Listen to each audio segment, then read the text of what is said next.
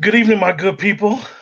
Tonight we're doing a live. I don't know if anybody could see the title, but we're doing a live on 10 single men with 10 questions on to ask women or things that they want women to know.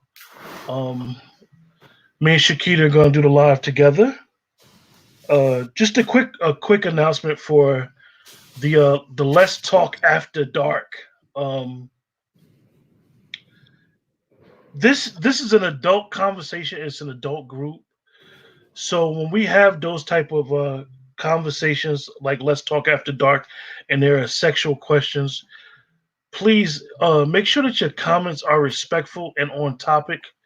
Because I had to erase a couple comments that came after the live was over, because really they were inappropriate, and we want to give anybody that's watching an opportunity to express themselves without somebody acting immature or ridiculing what they're saying.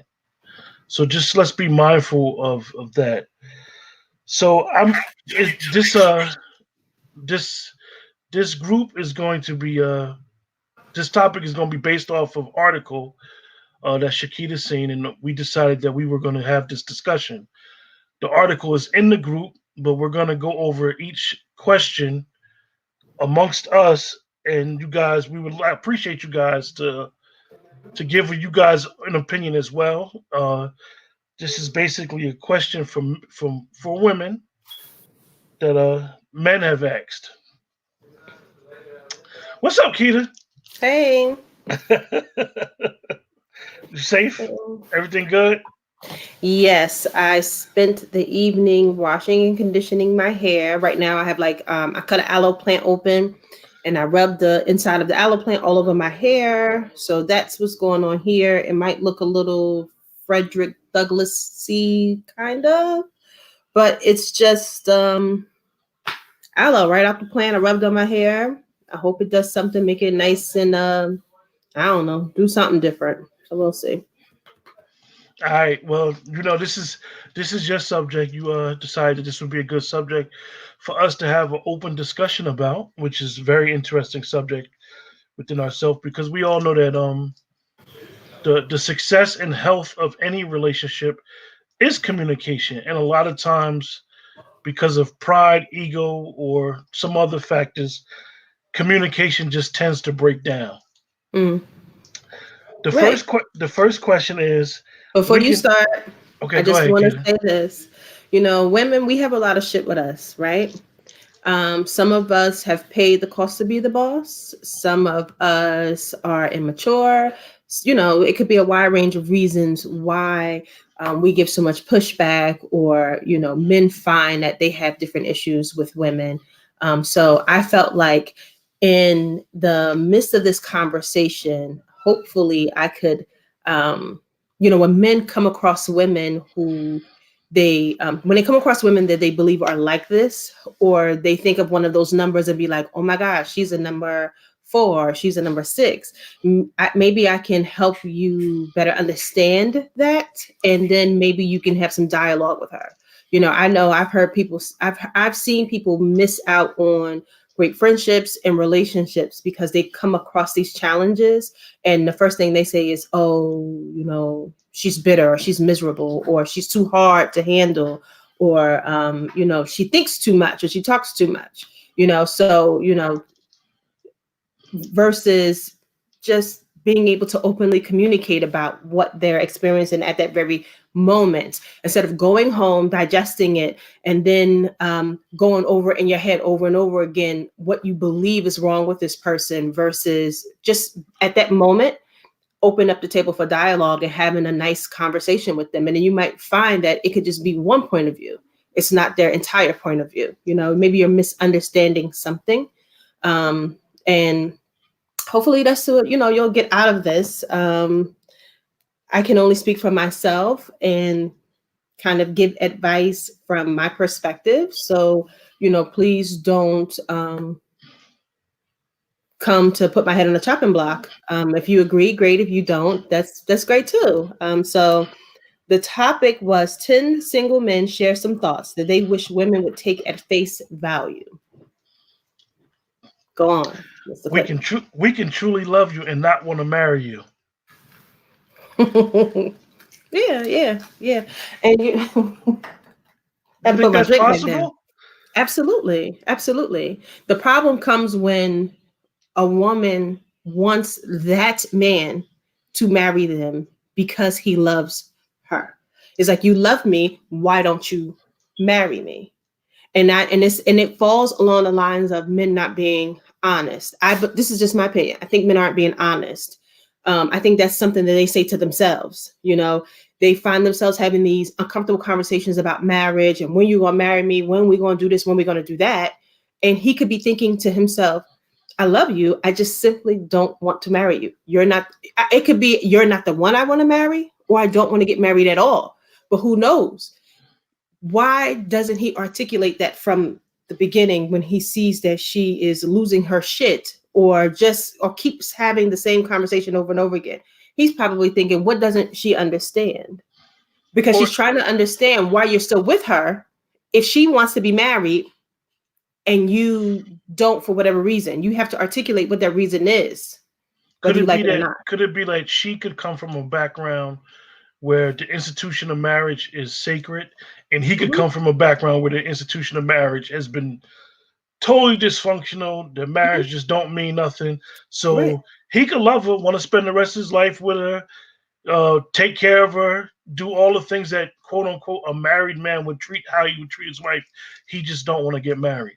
Absolutely. And that's nothing. It's nothing wrong with him for wanting that, right? But he has to also understand that there's absolutely nothing wrong with her for wanting those things either. At some point, if it's causing that much, such a rift in your relationship, the person who doesn't want the marriage has to really be honest. I mean, I don't know how much more I can explain it, but just say, I don't want to marry you because I don't believe in marriage, but I still want to be with you. If she accepts that, great. If she doesn't, you have to let her go. Like, how do you, as a human being, stay in a relationship that is driving you nuts because somebody wants to marry you and you don't want to marry them? How dare you also think that somebody has to accept what you're going through? Most of the time, a person is going to stay around because they love you and they care about you, and they're hoping they can wear you down and say, okay, if I'm with him long enough, he'll probably marry me. If I get pregnant, he'll probably marry me. If I bring him around my family more, he'll probably marry me. If he has absolutely no intentions and he's with somebody who wants to get married, he has to break it off with her or stop complaining about the situation you're in. When do you think that this marriage issue should be discussed?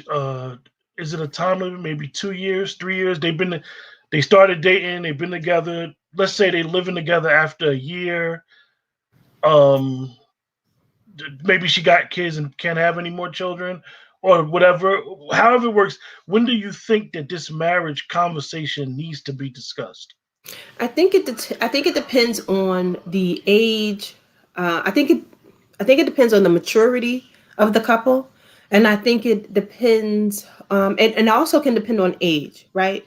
So if you are at a very mature place, you can have those conversations early on. Doesn't mean things are going to stay the same, but also you're mature enough to revisit your relationship periodically. Go back to your relationship and say, have one of those good old heart to hearts. Take a nice long walk late at night before the Rona. Have a late night.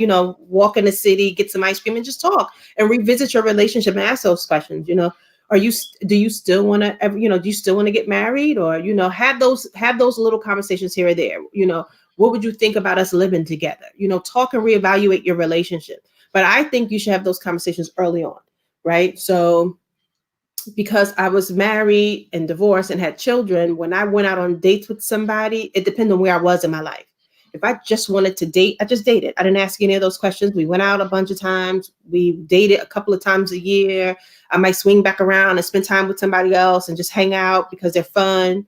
But if I meet somebody and I'm in a place in my life where I want more, even before really getting to know you well, I'm just going to kind of ask these, questions. Do you have children? Do you want to have more children? Do you want to get married? How do you feel about relationships? You know, because you need to know what you're moving into. Because if that person doesn't embody all of those things that you're looking for, you know what box to put them in. This is somebody that maybe I can just hang out with versus trying to date on a serious level.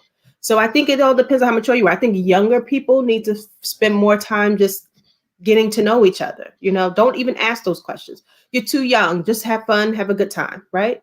But if you've been dating somebody for 6 years, you should be mature enough to be able to come back and reevaluate your relationship, whether it be friendship or relationship. You know, then say, you know, do you want to be in a relationship? Do you want to get married? Do you want to have kids one day? You need to ask those questions. We could do the whole show on this one question, but Right? do you think that for the male and the female, they should hold some back for the marriage? Because he Like, made, for example, he made the scenario is he doesn't believe in the institution of marriage. She does believe in the institution of marriage. So he's letting everything go, everything on the table. He's doing everything that he believes our man or a husband should take care of a wife. And she's holding back. She's being a little reluctant with a lot of stuff. Maybe some issues that she may not want to talk about. She probably like, you know, we got a great relationship, but he's not my husband, and I don't want to tell him this secret or some privy information about certain things. mhm. So, do you think that because of that, somebody should hold back until the institution of marriage? I think people should do what's best for them. You know, whatever helps you sleep at night. Because I know I'm the kind of person where I will hold things back until I'm at a place where I can trust you. You know, and because I've lived a little, right? So I could date somebody, and I've had people give me advice and say, you know, if you want to be in love, you have to release and let everything go and give them everything. That doesn't work. And it fails a lot. You know what I mean? Where you're head over heels in love with somebody because you're giving them 100% and they're giving you 50. And it feels like they're giving you 100 until you go and ask them about being in a relationship. And they go, wait a minute, we're just having fun. So you need to be very mindful of what you can handle when you give somebody everything. What are you expecting back in return? So if you're out here, if you're looking for a husband, and just say you've been in a relationship with this person for a while, and you know he doesn't believe in the institution of marriage, and you are with him, but in the back of your head, that's not enough for you. Mm-hmm. How much do you give somebody that is never going to marry you when that is very important to you? You know what I mean? So I'm not saying that you should hold back, but I can see why a person would. I think people should just do what's best for them. I can't imagine wanting to desperately be married to somebody and to this person that I'm with, and they're like, no, busy, steady trying to convince me otherwise. I love you, and I want to marry him. He doesn't want to marry me. I would leave. Okay. Well, we're gonna go to question number 2. It seems like a lot of women want to be heard without actually listening. Yeah. Okay, I guess. I don't think that that's true. I mean, I don't know. I don't think that that's true in every aspect of the word. I think there's not enough context there, right? So it all depends on what I'm supposed to be listening to. Like, what are you trying to tell me? I find that a lot of men, when they get in relationships with women, and even friendships at first, you know, I think they kind of, and when friendships, they kind of sit back and watch and see, you know, what kind of friend is she going to be to me, and what kind of friend am I going to be to her? But in a romantic relationship, men instantly want to start teaching you stuff. They don't even get to know you. They don't even try to figure out what you already know. They just feel as though I am man, hear me roar. Let me come on in here with my skills and my impressive resume of how many books I've read and how I've traveled here and I've been there and I've done all of these things. And here you are pouring all of this stuff onto her. And damn, she want to talk too, because you didn't ask her what she know. You didn't ask her where she been. You're not treating her like an equal. You're not treating her like a person that you're conversing with and having a conversation with. You just want to dominate and talk completely over it. And then once she starts talking and talking and talking, it's like, well, damn. And it's all because of the mindset walking in to the conversation. Do you think that when you're dealing with that aspect of the question, right, that your mind is already made up? So whatever the male says, it don't even matter what he's saying. Your mind is made up. All right, Shakita, we're going out to dinner. We're going to Peter Luger's. You don't want Peter Luger's. I'm going. I'm But going. do you think that sometimes that happens because the male and the female, because this could be a male and a female question, the mind is already made up. I hear what you're saying. I'm not really trying to listen to you because my mind is made up already. Absolutely. And I do that a lot because I always feel as though I'm just as smart as the person in front of me when I'm having a conversation. There are things that they know more than and I know more than them. But if we're having a debate about something and this is my point of view, it's my point of view. I don't mind debating why I don't mind discussing why I think that way. I can articulate that. I don't mind discussing how and where I got that perspective from. But once you start trying to tell me that I'm wrong and this is the way that I should think, I'm not doing that. So I'm gonna ask you a question. So do you think that that's like if two alphas, so to say, was to Hmm. connect, and it's like, okay, this person been taking the back seat for the first 30 days of going out and dating. Now it's time for them to be like, I'm an alpha. Like, I just been chilling, letting you decide everything. Now it's time for me to decide everything. Do you think that that has to be established early, like how we coordinate conversations? Because if 7 8 months down the line, if you're so used to making certain decisions for y'all, like dating, a guy may be like, look, we going out, you choose the place. And Mm, he's always done this for like 6 7 months. He don't really care where he eats, but a lot of people care where they eat. So he may allow the young lady to make the decision. So then he mm, come 9 months down the line talking about, I'm not going there. I don't want to eat that crap. mhm. The same crap he been eating for 9 months. Now he talking about he don't want to eat it because he was basically trying to appease the date instead of uh making a decision. Right. What do you I think? mean, so I've been in situations where I want that person to pick where we go all of the time, right? Then I remember dating a guy who never asked me what I wanted to eat. And I Mm. remember getting so pissed off and feeling like he was so inconsiderate. Like he never even asked.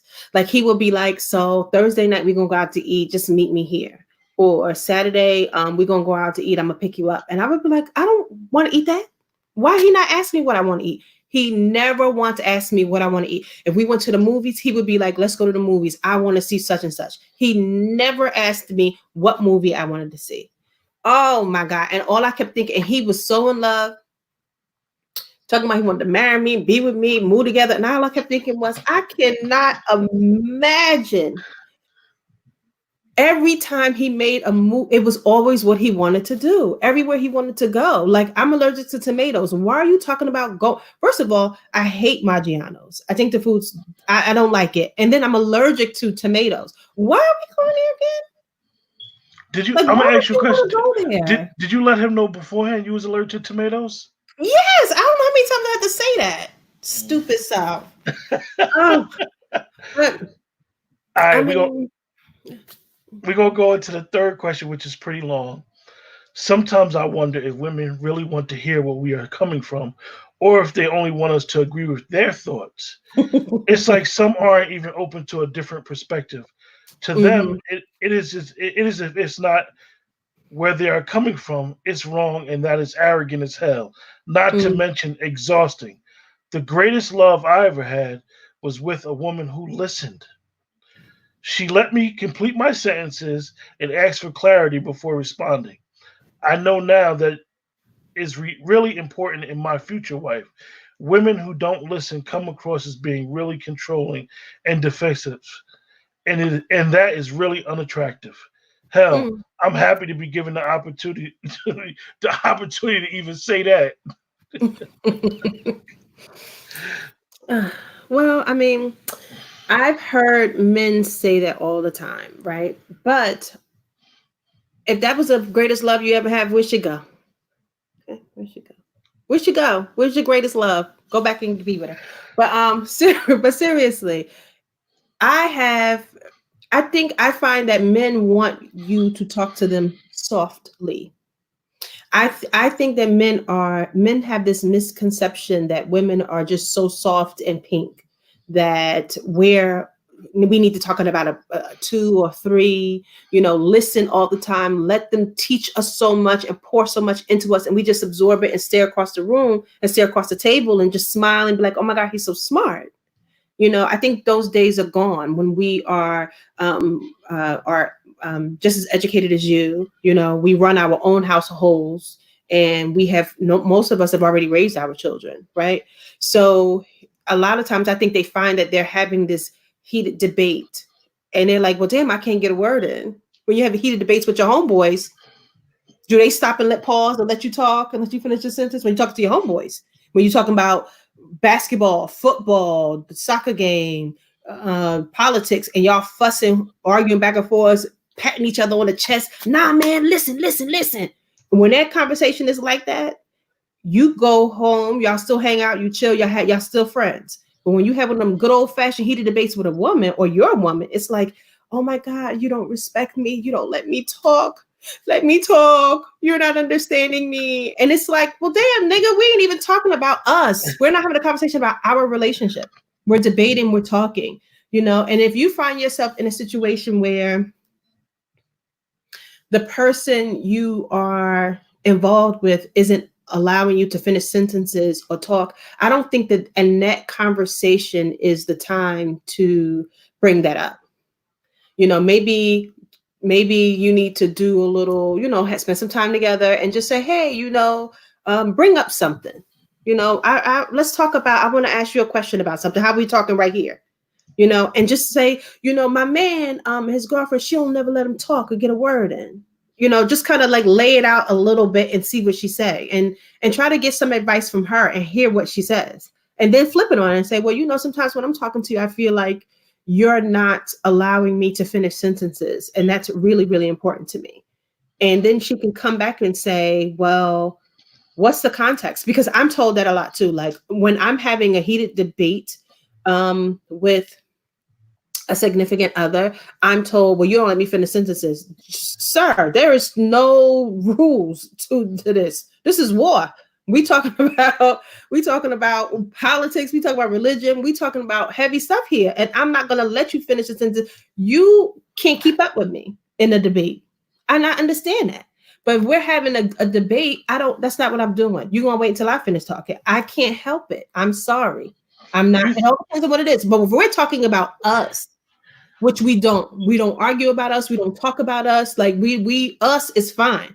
It's those heated debates where you want me, well, you don't let me finish. All right, go ahead, finish. Yeah, we would definitely like some engagement from the people that are watching. This is definitely a conversation where we all can learn something about each other.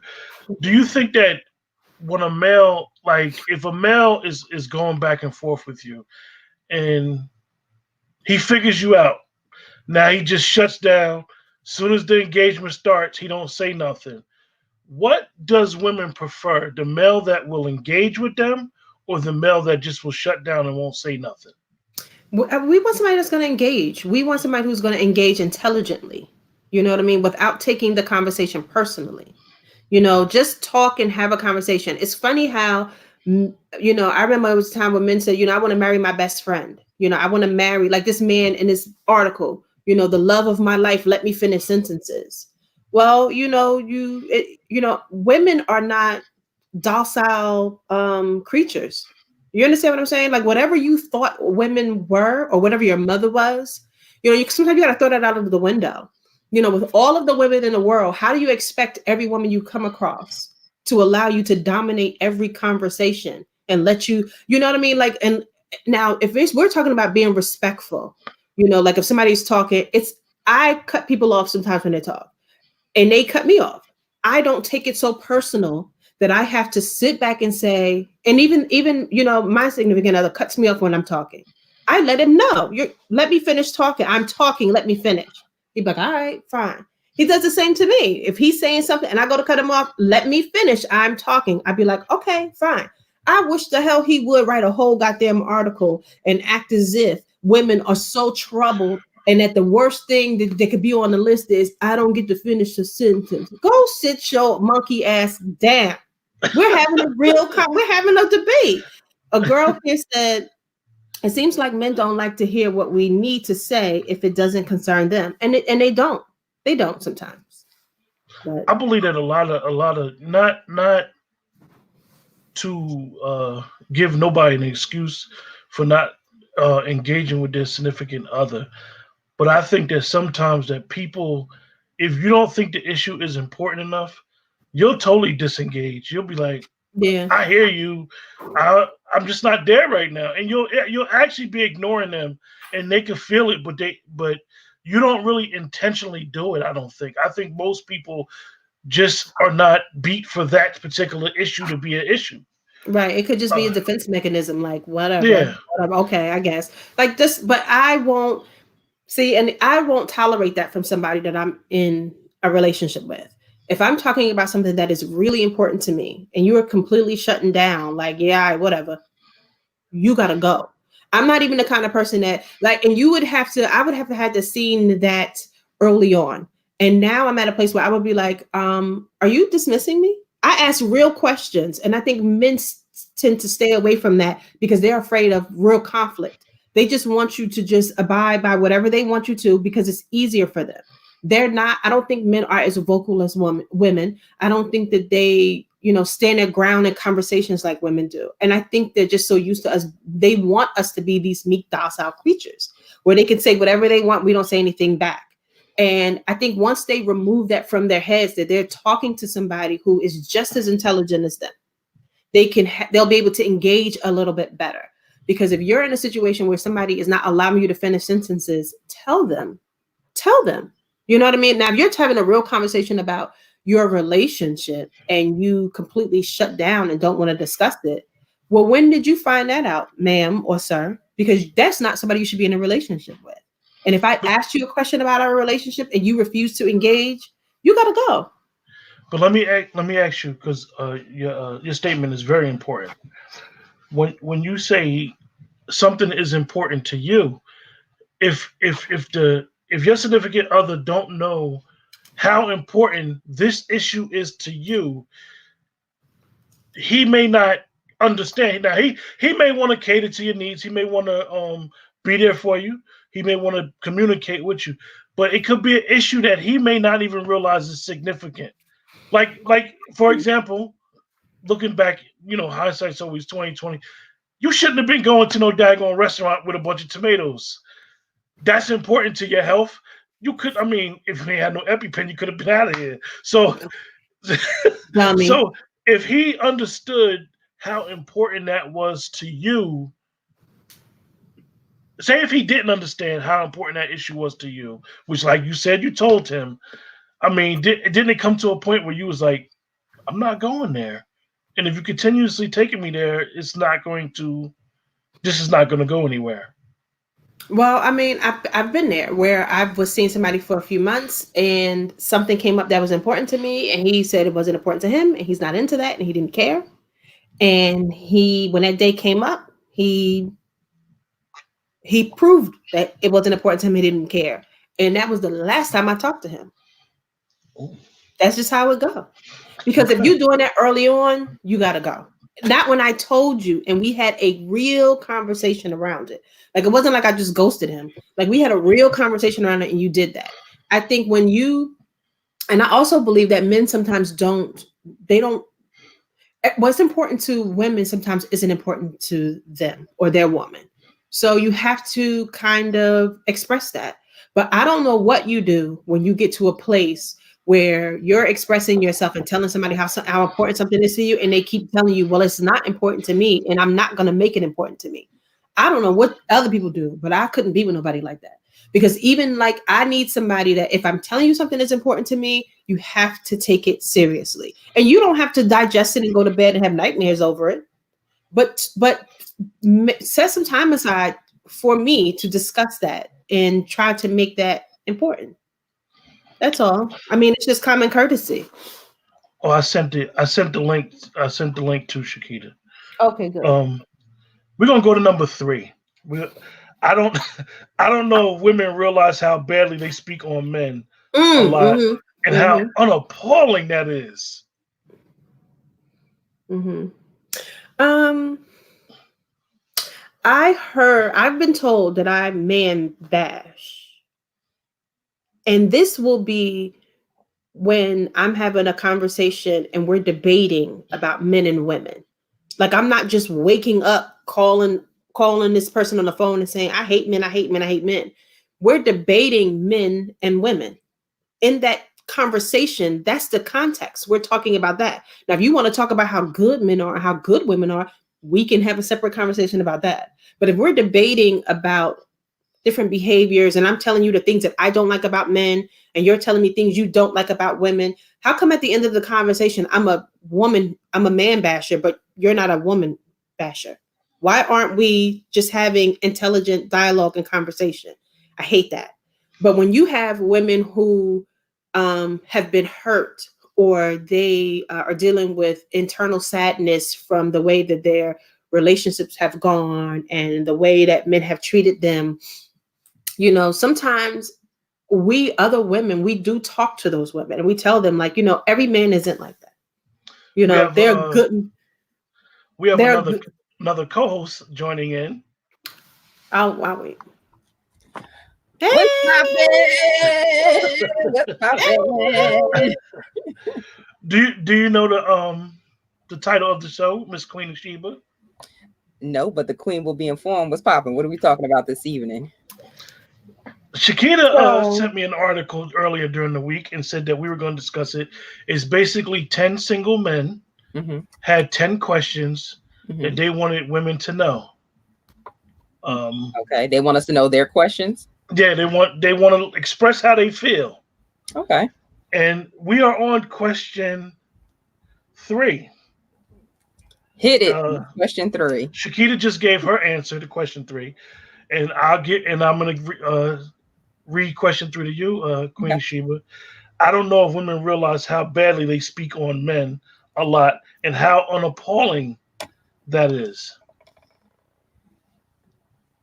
I am going to say this.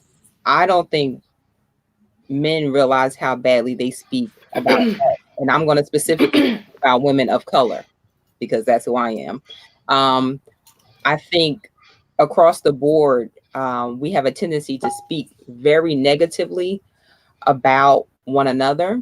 And I feel like it's solely being pulled from experiences. And you take those personal experiences and then you give a broad paintbrush of just everybody. And it's been very unfortunate. One thing that's sticking out in my mind as I'm speaking about this is Stack 5. What's his name? Basketball player. Keith, I know you know. Motherfucker. I can't think of his name. Steven Jackson. Steven Jackson. And I liked Steven Jackson until just until recently, like last week. He went on his live and he said some very, very, very negative things about a personal experience that he had. Not once, not twice. It seems like on several occasions, in regards to all of his baby mothers that he chose. And he just spoke very, very harsh, and he spoke very, very mean about these women and his experiences, and the fact that he had paid millions and millions of dollars in child support, and the way in which he was speaking was very offensive because he flat out said bitter Black women. He was very direct in that statement that he made. And I was highly offended by it because that was his personal experience. And he just took that paintbrush and just went across the whole canvas and just put everybody in the same picture together. And I felt like it was very inappropriate. So when you speak about how we talk about one another, that wasn't very nice at all. It was rude and it was disrespectful. Right. And I think when men find themselves in situations where women are speaking negatively to men, I feel like, and I can't, and I'm not going to say all men. I think there's a particular kind of man that instantly attacks her and says, you just bitter because you can't find no man, blah, blah. I very rarely hear a man say, why do you speak like that of men? It's never. Now here we got these creatures that want you to shut up when they talking, let them finish sentences. They want to feel so important in every aspect of a conversation or when you're having any dialogue with them. And here they have, and they're supposed to be running the world and running households. And you have a woman in front of you or in a public forum saying, men are dogs, men ain't shit. I can't stand no men, blah, blah, blah, blah, blah. And not one of them say, well, why do you feel like that? Let's have that conversation. Let's talk about it. That sucks. And I'm sorry that you were treated that way. You know what I mean? It's always the men who complain about those women are the men who usually are the cause of the pain of those particular women. And they engage in such a negative, nasty way. And when that man got on Facebook and literally has a public forum, and I saw all these rappers and actors and people commenting, word is born, that's right, I believe you, because he was like, I wish I could have just had my kids with just one woman, because the two of them I hate and I wish I never met, but the other three I love. And I'm thinking to myself, if you are still the type of man that you are, because you're taking no accountability for anything you've done to any of your children's mothers, right? You almost act like, well, maybe I should have stopped at 3 instead of the other 2, right? But if you had all 5 kids or however many kids with just one woman, who's to say you wouldn't still be the same man to cause all of the pain and aggravation? Because whoever you are that had to have all of these kids by 5 different kind of women, you're still that man. You're still not taking any responsibility for that. You're blaming the fact that 2 of your children's mothers probably don't like you, make it hard for you to see your kids, and you don't have a decent relationship with them. And I'm not saying that it's okay, but when do you take the responsibility for any of those things? And when do instead of men saying, all the men bashing, it could, I sometimes I feel like it's out of context. I mean, what man goes out with a woman and sits across the table from her and listens to her bash men for an hour? Right. It's probably simply, I feel like men just don't know how to have real dialogue, and all they do is complain. I don't think it's just men. I just think people in general, they have very poor communication skills. And even if you can communicating and comprehending are 2 totally different things. Absolutely. I'm gonna ask you guys a question. Did you guys see his apology? No. He did come back a couple days later and apologies. I really didn't get much into it because as a man who has a son by a woman that he's not with, I can identify with the feeling that he had when I first heard about when he came out. But at the end of the day, you have to realize that same womb that you're talking about raised your child. So I kind of I believe a lot of that stuff comes from maturity. Correct. And because at the end of the day, even if things are not good in January, y'all may have to communicate in April over something serious. And I don't care how old that child is, up until the day that both or one of y'all is in the grave, y'all gonna have to communicate somehow, some way. And I know a lot of people don't do it. A lot of people say, well, the child is grown. I mean, that works, but I have a 24-year-old son, and it's been tenuous, but let me ask you guys a question, because we went into Stephen A. Smith and bashing. Do you guys think that a lot of the communication now, because it's not face-to-face or voice-to-voice like we used to talk on the phone back in the day, a lot of communicating that you guys may do or I may do with the opposite sex is really through social media. Like you said, Shakita, you couldn't see you and a guy sitting at a table and you sitting there and you're talking about men, and he's perceiving it as you bashing him. That's something that only where I believe social media. I don't know if how people type, it just comes off on the screen as a bash or the I way don't. that the person Yeah. expresses themselves. And I it don't takes know away all. It's Yeah, though. I'm sorry, Kitty. Go ahead. it takes away the rest of the context, Mm. right? So if we're having dinner for 2 hours, we're not discussing other men unless we're having a unless we're having a debate about relationships. Mhm. And then in that debate, how do you hold against me the things that I say and take that and believe that I'm bashing all men?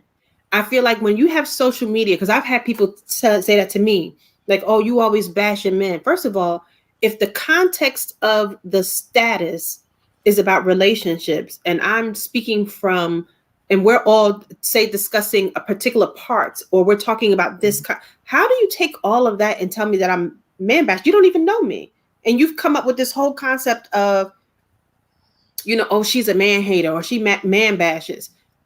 How do you have that? How do you do that when you're only discussing something under a post or status about relationships? How do you do that? I think it's ridiculous and it's immature. And that's why I said I think it's only a certain kind of men that do that kind of stuff. I just don't think real men do that. I just don't. Go ahead, Shiva. I just see it differently as the man and their character. And sometimes, I always defer back to men back in the day and how there were certain conversations that men back in the day would not have. And there were certain things that would not come out of a man's mouth back in the day. They would never disrespect their child's mother or their wife or they just would not do it under any circumstances. They had the utmost respect for that woman because they had the utmost respect for that relationship and ultimately the utmost respect for themselves. And we've gotten so far away from that. It's almost as if, I won't say men, it's almost as if those that are immature think it's cool or the thing to do to bash a woman or to speak down on a woman, in particular baby mothers or those that they were once in a relationship with. They have a tendency to make it paint this picture of the relationship being so bad and the person being so bad, and they weren't about anything, and they're not a go-getter and they only wanted X, Y, and Z, and they make up all of these things to really destroy a person's character. But ultimately that was the person you chose to be with. So I don't like when I see men not acting as men and minding what they say about women, period. We have a question for you guys. Is it possible for a good man to have children by 5 different women? Yes. Okay. Mm-hmm. Absolutely. So that's the answer to that question. Yeah, and it's possible for a good woman to have 5 different children, 5 children by 5 different men. But I bet they don't believe that. Unfortunately, our society has this double standard, right? Yeah. Please, 3 husbands, 3 men could die. You could have had one as a teenager. That's right. You could have had one with somebody you was with for 5 years. He could have died. You could have had the 3rd one by your next husband. Like, who knows? Like, people need to mind their business. She might get labeled Black Widow then. This is true. Number 4. And Quentin, before you get to number 4, read the title again. So, you want me to read the title again? Yeah, read the title. Just in case anybody who's just coming in and not knowing what we're discussing, it's a post that I saw on somebody has shared, and it was 10 single men share some thoughts that they wish women would take as face value. So it was like these 10 different things, and we went through a lot of them. I think we're on number 4. You said, yeah, mm-hmm. We're on number 4. Okay. Yep. Okay, the number 4, and this works both ways. This is just the weirdest thing, but we could spot someone who isn't over their past relationship a mile away. So then why would you walk up to them and want to date them? Like, I don't even understand that. Like, I've had men fresh out of relationships be like, yo, you so pretty. I always wanted to date you, let's go out. And I remember saying maturely to a man, and I said to him, I know you just got a relationship. In like 3 to 6 months, give me a call and let me know if you still feel the same way. And he lost his shit. He went off on me. He was like, oh, you act like I want to marry you. You act like I just want to be with you. I said, no, I think you're acting like you want to take me on a date. And I don't want to date you right now because you said you just got out of a relationship. I said, just call me in 3 to 6 months and we can reevaluate. Oh, it's not even that serious. I mean, went back and forth, but I just was like, and this is somebody I knew for a while. So I've seen him in his relationship. I've seen her around. She's mutual friends with other friends of mine. He's not even my friend per se, but I've seen him out. And, okay, but I know that. I can see that a mile away. I see the baggage. I see everything. I don't want to date you. And I said to him, I thought that I was being really mature by being really honest with you. And he was really just pissed off. So here we are back at men saying, we can see it a mile away. Okay, it happens. People come out of relationships all the time. Move on and go find somebody that's emotionally available, or move on to somebody who you think won't bring baggage. Or how about, so what? Get to know them, be their friend. Friends heal friends. I know some people be like, oh, I don't want to pull on nobody else's baggage, nobody else's mess. My friends are welcome to put their mess on me because that's what I'm here for. You know what I mean? I would hate for my friends to be somewhere laid up, depressed and sad because I'm the so-called positive one and I don't want to hear no bad news.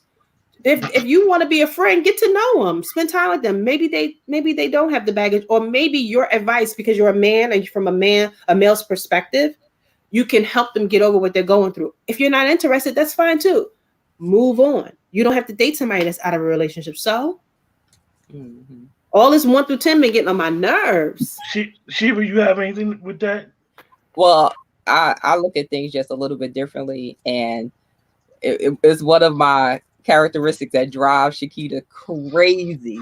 I just let people be themselves, and if you're presenting yourself to me that you would like to date me, and you're just kind of coming out of a relationship, then that's fine. I don't have a problem or issue with that. I go off vibes and I go off of people and where they are at their point in their life. Now, if they're full of shit, then I usually find out relatively pretty quickly. But I give everybody a fair chance for the most part. Toshiba is the Pied Piper of love and friendship. And it's like she walks through the valley with a flute. And all of everybody from all walks of life starts like, oh my God. And they follow her wherever. And I'd be like, if you don't, it drives her crazy. Get them jokers out of here. So, some people don't feel like that. Like, it's such a turnoff to see to see somebody's baggage. It really isn't to me either, to a certain degree. I don't want you on the phone with me crying. Like, I remember I dated this guy, and him and his girlfriend had recently broke up, and she was out in them streets. Do you hear me? She was wheeling, dealing, hoeing, and sniffing that coke, and he was sad. He was sad. He was crying. He was like, we was engaged. I was going to marry her, and I gave him all the advice that I could give him. But my man was like, so when we going out? I was like, we're not. I didn't want to go anywhere with him because it was so much baggage, and he was crying and he was distraught. And I knew at any moment, one time I was at his house and he was talking so much and drinking, we fell asleep, and he woke up. I woke up to him on the phone with her crying. I said, and we just fell asleep because we was drinking and talking. But do you see what I'm saying? Like, y'all jokers got the nerve to have a list from 1 to 10, and this is what we deal with. He was in tears. I'll just say that. I don't know. My personality is just like, everybody got baggage. It's not that big a deal. Yeah. I mean, you meet people. Everybody's at a different stage in their life, and you just got to just be mature enough to handle even a friend. Like you said, you and the guy just was friends, but he was dumping on you so heavy that you couldn't handle it. I mean, and it wasn't like he was dumping as a friend. Like, he was dumping and trying to date me. Like, messy. No, sir. That could Yeah.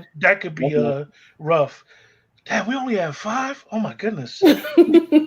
Oh, here we go. This is always a question like in the group.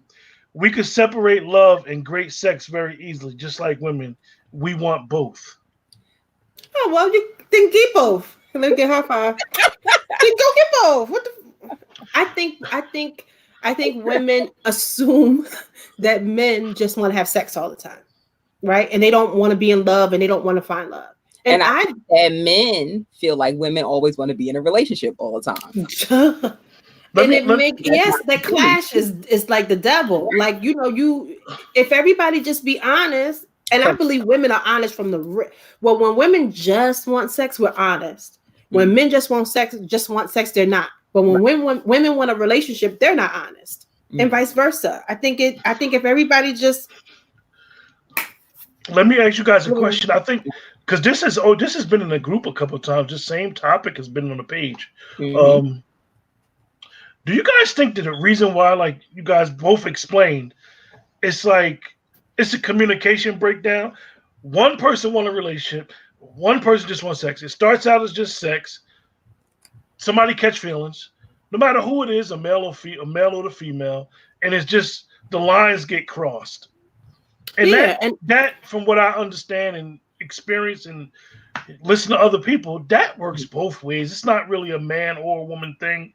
It's just a matter of y'all had an understanding that it was just going to be sex, and somebody caught feelings, which is understandable.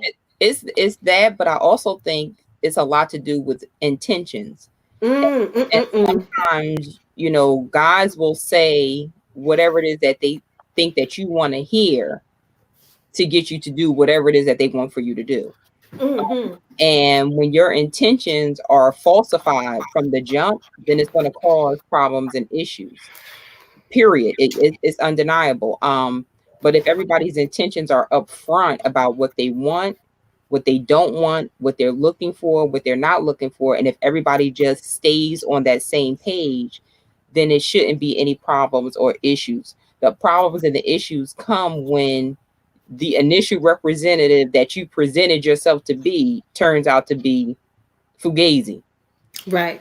And I've had a man tell me straight up that I don't like the way you treat me. I don't like the way you're treating me. It makes me uncomfortable. I like when you were treating me nicer when you thought that I wanted a relationship, because I'm the kind of person where I will reevaluate a relationship every once in a while. Just make sure we're on the same page, right? And when I was like, so I did this, and he was like, I'm just, I really like you. I'm just having fun. And I said, okay. So I started having fun too. Mm-hmm. Where you? Oh, so what you doing this weekend? I'm going on a date. Oh, word? Yeah, I am. Oh, okay. So when I got back from the date, I called him. Mm-hmm. Went over. Left. You're not staying? No, I'm not. Went home. What you doing? I'm on the phone. Oh, okay. And then eventually you realize I'm on the phone with somebody else. I'm connecting with somebody else. It makes you feel like, well, damn, they like that feeling of being in a relationship without actually having the relationship. And then you come across the ones who you meet them and they say they don't like you like that. But when you confront them and say, well, I like you like that, I want more. And you didn't tell me that. Instead of them saying, all right, I apologize. This isn't going to work for me. I wish you the best. I don't mind us staying friends, but I don't want to do this anymore. They continue to engage into the other person. You know what I mean? So if you want both, you have to be honest. Your intentions have to be clear, and you have to go where you can find both. And stop engaging in women who might only want you sexually. And then you're sad and all uncomfortable and balled up on the bed because you want more from this individual. Everybody has to be a little bit more honest with each other. That's why I said about intentions. Intentions. What are your intentions? And unfortunately, it just seems like a lot of people, try to be slick and they'll listen as a friend, and they take everything that you say and say, okay, this is what I'm going to do, and this is what I'm going to be to you, and ultimately their intentions may or may not be true, and then it causes problems and issues. My issue that I have sometimes is that I get too real with people, and then they can't take it and they can't handle that. And if I just want to keep it as one level of we're just friends, and they want it to be more, they want more of me, they want to suffocate, suck up all your goodness, and then I don't have any more light because now I'm tired because you're trying to draw from my light. But it's really about intentions, and people just let me just add this little addendum to this topic. If you had a conversation in month 1, that's not to say that you don't need to revisit that conversation in month 2. Mm-hmm. If you're constantly revisiting the terms of whatever the agreement is, then that way everybody can stay on the same board. Things will change over time because you as a person will change over time. Mm-hmm. And maybe some of the things that you liked about the person in month 1, by the time month 2 came along, you may not like that person. So you need to do a reassessment of what the terms of that relationship is, whatever the relationship is, whether it's a relationship for communication, whether it's a physical relationship, whether it's a relationship with, the person that's your hangout person. That's who you go to CVS with, whatever it is, maybe you don't want to go to CVS anymore. Maybe you want to start going to Fridays, whatever it is, you need to revisit that on a regular basis. And it makes a difference. That way you don't waste each other's time. Yeah, that you guys summed it up. I really don't have nothing more to add. That goes back to the communication aspect. Just be on the same page. Mm-hmm. No, I'm not gonna say be on the same page. Just express how you feel, and hopefully the other person, no matter what the extent of the relationship is, expresses how they feel. Mm-hmm. Number 6, just because we won't settle doesn't mean we don't want to settle. I'm not settling. I'm not going to settle. I don't think anybody should settle for anything. If you have your checklist, if you will, for lack of better terms, if you have your checklist of what you want and what you don't want, if you constantly refer back to that, then you should never settle. You might change or alter some of what it is that you're looking for, that you want to accomplish, but I don't think you should lower your standards in any way, shape, or form. Period. Because once you start doing that, then you wind up in a situation that you really don't want to be in, and then you might get start having ill feelings towards that person when ultimately it was your fault because you've lowered your standards. So I don't think you should ever lower your standards, period. So listening to that question, what I get from that is a lot of women are always confronting men about not settling down with them or settling down in general. And then they get you just don't want to be in a relationship. You just don't want to be married. And he's like, well, no, I just don't want to settle.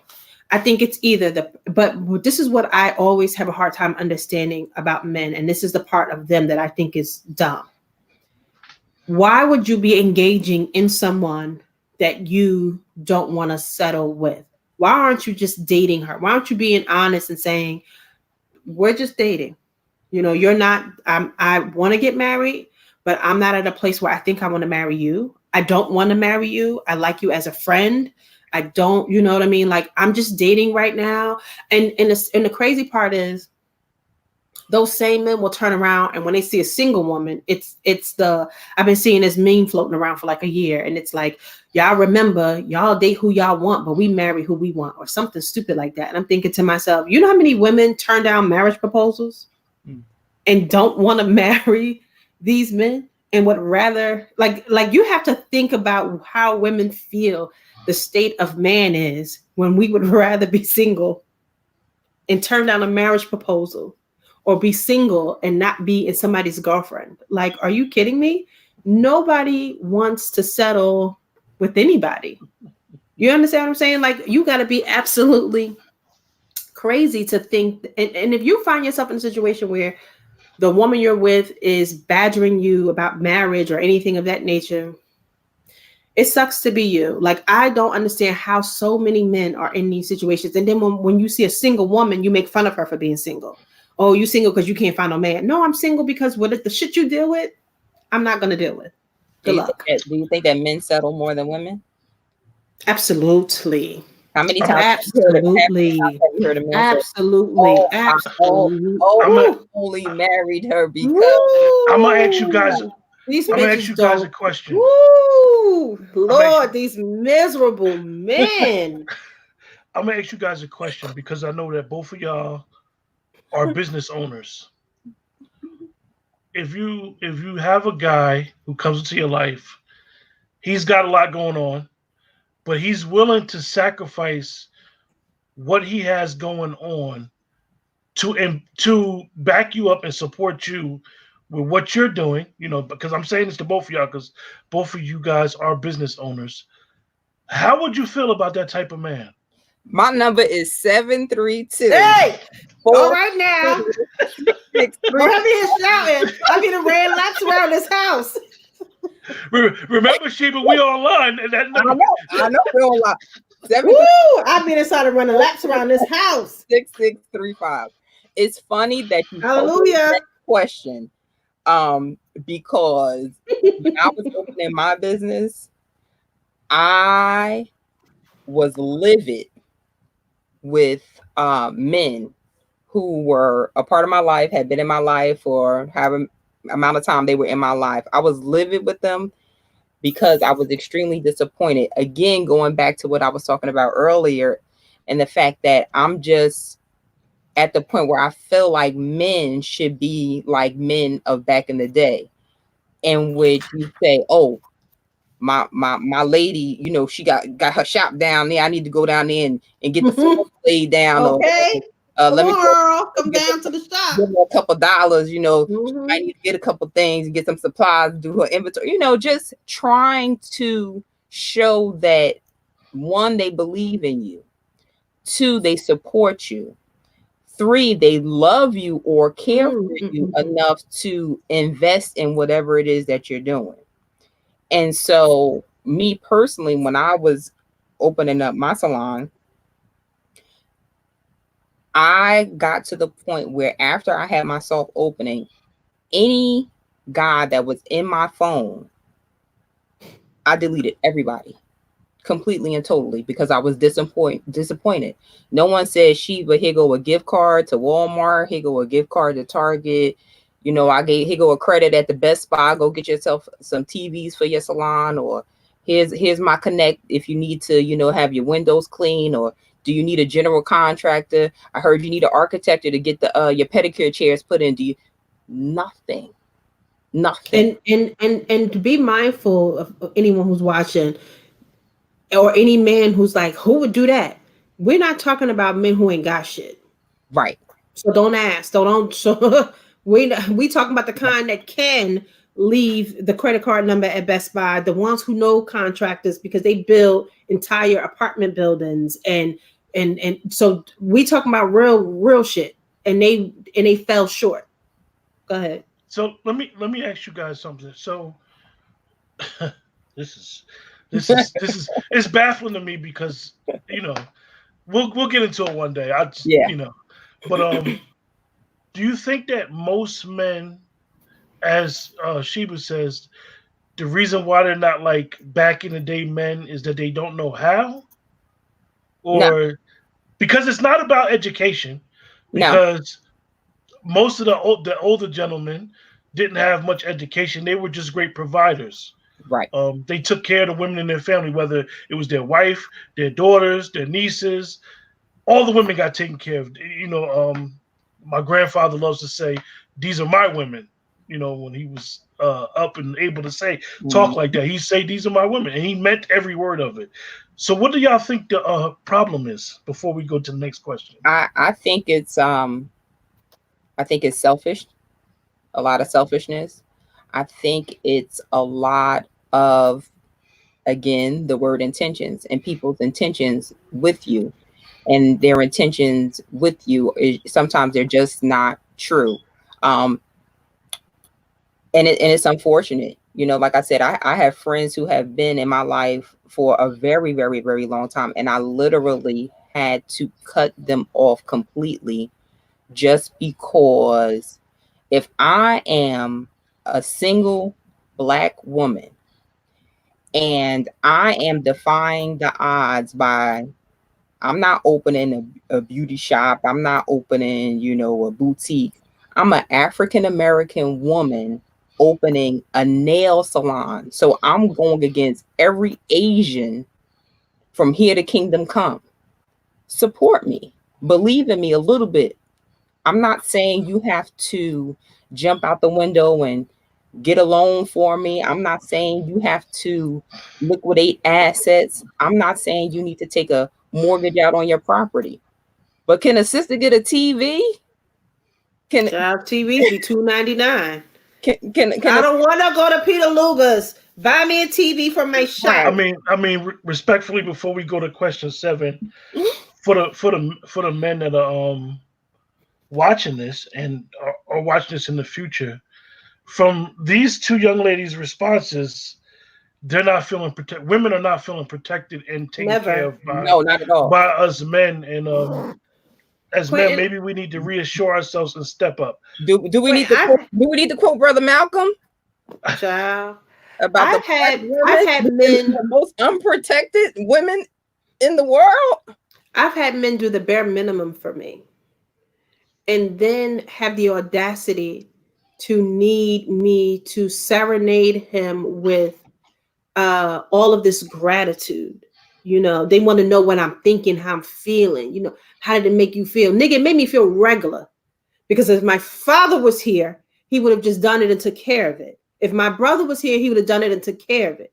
You know how many, I don't, and I'm not saying I don't come across men who don't do anything, but I don't date those men anymore, right? I get rid of them.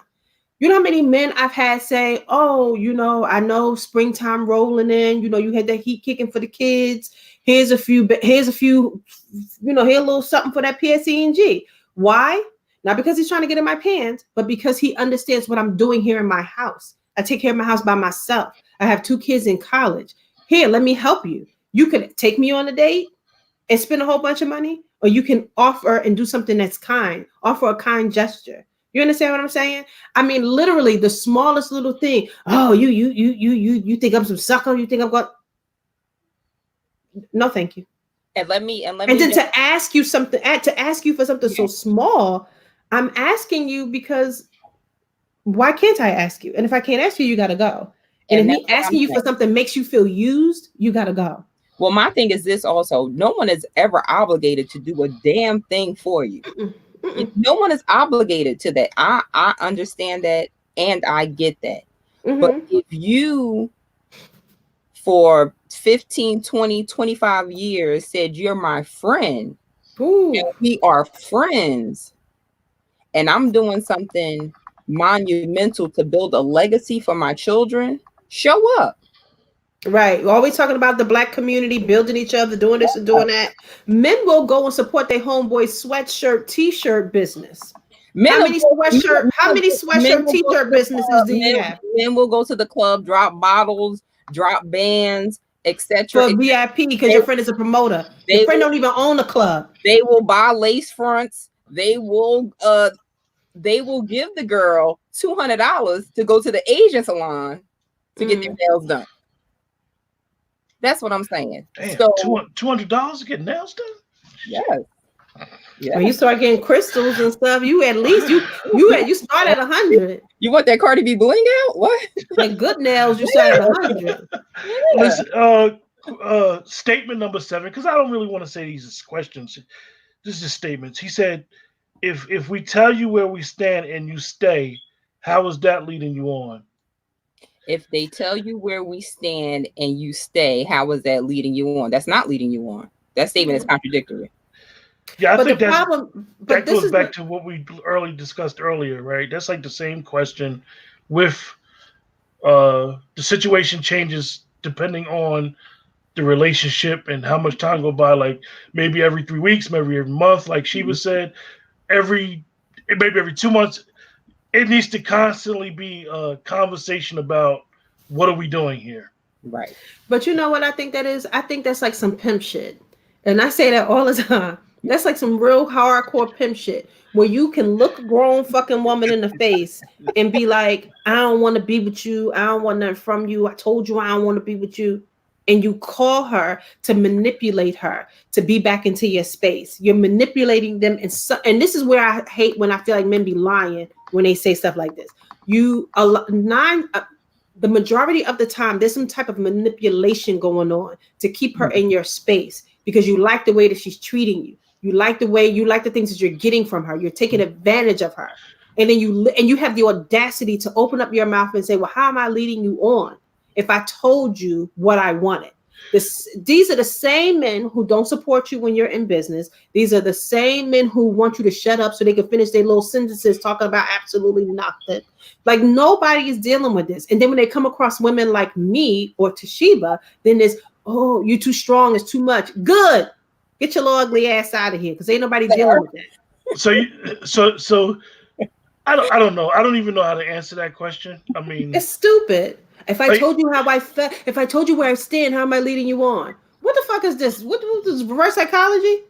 If you told somebody you didn't want to be in a relationship with them and they want to be in a relationship with you, when do you take responsibility for what the fuck is going on in your life? Break up with her. Tell her, I told you I don't want this. I can't be with you. I gotta go. Mm-hmm. I'd be damned at this age or this level of maturity. Stay with somebody and I've told you exactly what I wanted from you, and you're like, well, I'm not gonna give it. I'm gonna ask you guys a question based off of Yasin, I see your statement that you made. Did either of you see the movie or the play Fences? Yes. Both of y'all saw the movie? Yes. Okay. How did y'all feel Denzel's character was portrayed? I thought it was very realistic. Mm-hmm. Of the men back then, or what a man is supposed to be? I feel as though it was very realistic about a man, be it men from back in the day or be present day man. The difference is, even though that man was wrong for what he did, he was still a provider. Now, you can go back in the day, the men, they got seeds here, there, everywhere, and you don't find out you have another sister or a brother until you 35, 40 years old or at Papa funeral. Mm-hmm. But they handled their responsibility. They took care of their family, and they would make the statement, now, yeah, I know we were wrong in what we did, and yeah, I had a baby, but I ain't gonna leave my wife. I ain't gonna leave her home. But he's not treating her like a piece of shit either. Like Denzel never came home alluding to the fact that he had a child somewhere else, and you were going to respect you were going to respect his BS. You understand what I'm saying? I felt like what I took from that movie was, even though I cried because Denzel, I love him so much, and I could not believe that he was such a piece of shit.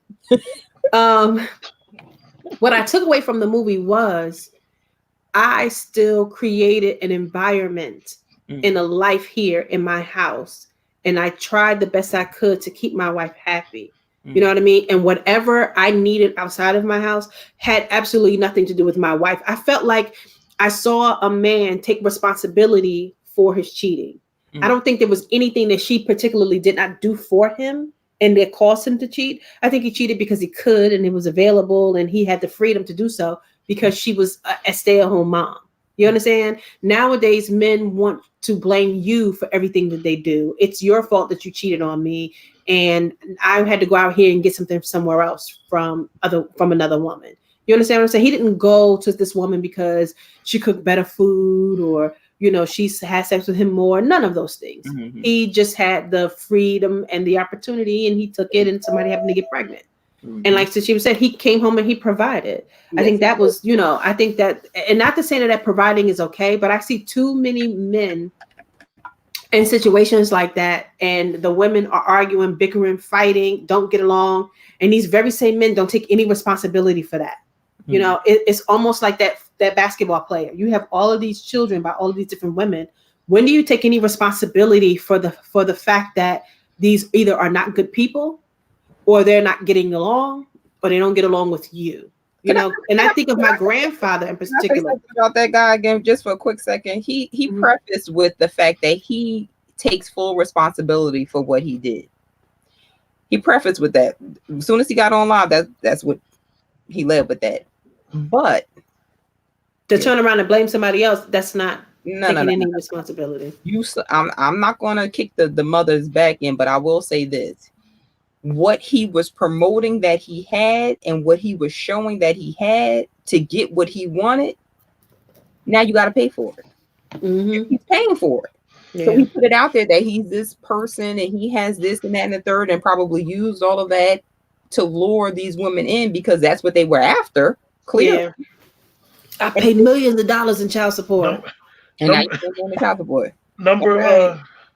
we're gonna move to number 8. Number 8 is it's amazing how many women think that we are the problem without any form of self-reflection on their part. And it's important that I tell you that the guy who put this question, he's 40 years old. He probably ugly. Say it again. It's it's amazing how many women think that we are the problem without any form of self-reflection on their part. I mean, there's not enough context there. I mean, No, he's doing just what you said they do. They point the blame on others instead of taking responsibility for their actions. So now he's implying that we're saying that they're wrong without ever looking internally to see what it is that we're contributing to the problem. No, Brad, the player that they're talking about, Brad, is Stephen A. Smith.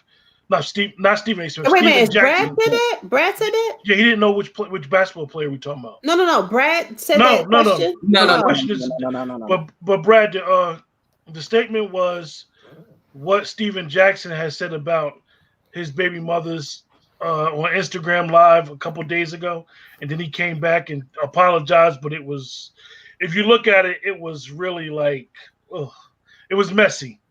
Mm-hmm. And as a celebrity, at least, even though that some of these celebrities try to appear that they're normal people, when you're a celebrity and people follow you and people look up to you and people tune into you, you shouldn't use your platform to bash people.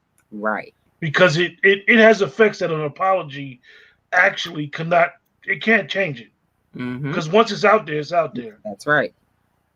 But that was a question, Shakita, from some guy named Keith that was 40 years old. He said, it's amazing how many women think that we are the problem without any form of self-reflection on their part. I mean, here we are again. And I think this is where, I mean, I don't know what he's talking about in particular, or how he thinks. I don't know what he's talking about. He could be talking about, maybe he bickers about his relationship or something like that. I don't know. I feel like there's not enough context. It's a vague statement. Yeah, it's just not enough context there to say that. But I will, and I say this a lot. Here, you're a man, right? You supposedly run the world. You're the head of the household. You're all of these things. And there are so many men out here who are in loveless relationships or not with the love of their life, quote unquote. They can't communicate with their wives, girlfriends, baby mothers, and it's everybody's fault but theirs all the time. Their children get older, don't listen. It's the mother's fault. Oh, because he grew up in the house with the mother, so I ain't had no hand. Everything is always the woman's fault. And I'm not saying that we don't play a part in a lot of things. What I'm saying is, when I don't know if this will happen in my lifetime, but men need to start walking into homes and houses of families and of just women and really educating themselves, being intelligent. They need to learn how to communicate. They need to learn how to listen. They need to know how to direct,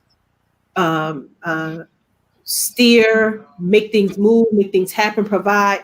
None of them know how to do this. And you have this entire, and I'm sorry, not none, but a lot of them don't. And then you have this entire world of these communities where all you hear is people saying, women are always blaming us. Women are always blaming us. Women, they don't take any responsibility. How much responsibility do we need to take when you are the head of the household? When do you take any responsibility? When you meet somebody, take the time to get to know her. And if she needs teaching, teach what she needs to know. But learn what she already knows, so you're not repeating yourself and trying to teach her something that she already knows. And that's probably why she's not listening. And the problem is, you ain't smart enough to teach her nothing that she don't know. Saying shit that you already know, and she don't want to hear that. And she's trying to tell you, I know that already. Now level up. Right. So now come in with something better. And the problem is, a lot of times you're not even on the level of the person that you're trying to date. And you just want to dominate them. And you want to tell them what they should and should not be doing. You're not even on their level. But because you are a man and she's a woman, you think that you're supposed to be here and she's supposed to be here.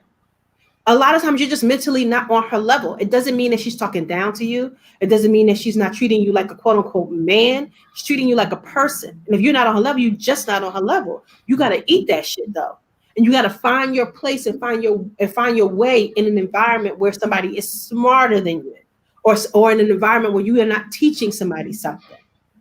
And it might suck, but you're not your father. Maybe your father taught your mother a lot of shit. And now you can't wait to get married and teach somebody else something. But women nowadays are just far too educated for that. You got to find your way in the world and stop taking everything so personal and learn how to be a leader and be a partner. Sheba, do you have anything to say about that? Nope. Keita summed it up. Okay, the next question, I think a lot of men could identify with this question that's watching. It says, a lot of us love Black women. We just getting tired of being told that we don't. So the ones that's watching, if y'all have anything to say about that question, please say it in the comments. I've been seeing comments.